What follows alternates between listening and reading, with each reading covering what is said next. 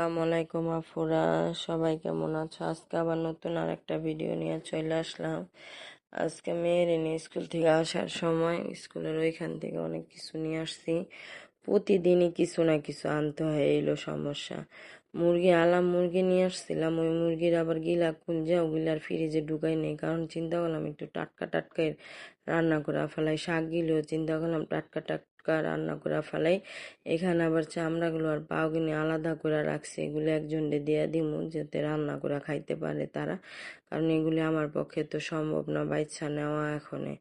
এমনি শরীরটা অনেক খারাপ লাগতেছে আজকে। পরে পেঁয়াজ আবার কাটা ছিল অনেকটি, আর পেঁয়াজ বাটা ছিল। ভাজিগুলো গরম করতে লেগে নিছিলাম, ভাজিগুলি দেখি নষ্ট হয়ে গেছে, পরে ভাজিগুলো ফালাই দিলাম। ওইখানে শাক ধুইয়া বাইচ্ছা কুইটা কাইটা নিছে, মানে গিলা কুলজা কিনি ও কুইটা কাইটা বাইচ্ছা সুন্দর করে নিছে। যে এখানে এখন মশলাটা কষায় রান্না করতেছি, কারেন্টের চুলায় রান্না করতে হয়, কারণ গ্যাস তো মনে করো থাকে না, কি করুম।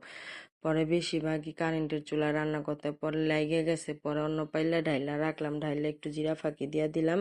এখানে আবার একটু পোলাও রান্না করে নিলাম, কারণ ছোট পোলাও আবার একটু সাদা পোলাও খাইবার চাইতেছিল। ও বিরিয়ানিটা চাইতে সাদা পোলাওটা বেশি পছন্দ করে। কালকাও বলছিলাম রাত্রে রান্না করুম, কিন্তু রাত্রে ঘুমায় পড়ছিল তাড়াতাড়ি, এই জন্য আর রান্না করিনি, কারণ যার লিগা রান্না করুম সেই তো খাইতে পারবো না। এখানে আবার রোস্ট করছিলাম মুরগির গেলু দিয়া, ওগুলি আবার ঢাইলা গরম করে নিলাম সুন্দর করে। আর এখানে সাদা পোলাওটা দুমে বসাই দিছি, কমপ্লিট হয়ে গেছে। চাটাও এখানে জাল পাইরা নিছি, চাটাও হয়ে গেছে গা। এখানে আবার সালাদ কাটতে বসছি, সালাদ গিনি কাইটা নিলাম একবারে, কারণ কি বারবার একটা কাম করতে ভালো লাগে না। আজকে আসার পরে কাপড় ভিজানোর পরে শুনি বুয়া আসবো না, হয়েছে কাম। এরকম একটা অবস্থা, 2 দিন পর পর নাগা দেয়, আর বুয়া খুঁজতেও জানো না অনেক পেরেশানি।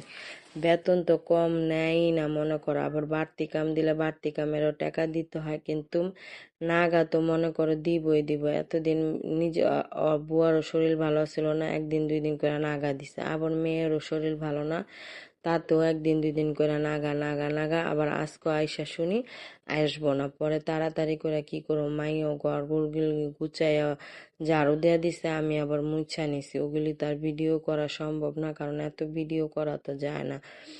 আর দ্বিতীয়ত এত বড় ভিডিও করতে গেলে ভিডিও অনেক বড় হয়ে যাবে। পরে এখানে আবার স্যালাড টকাইটা নিলাম, এই টমেটো 160 টাকা কেজি।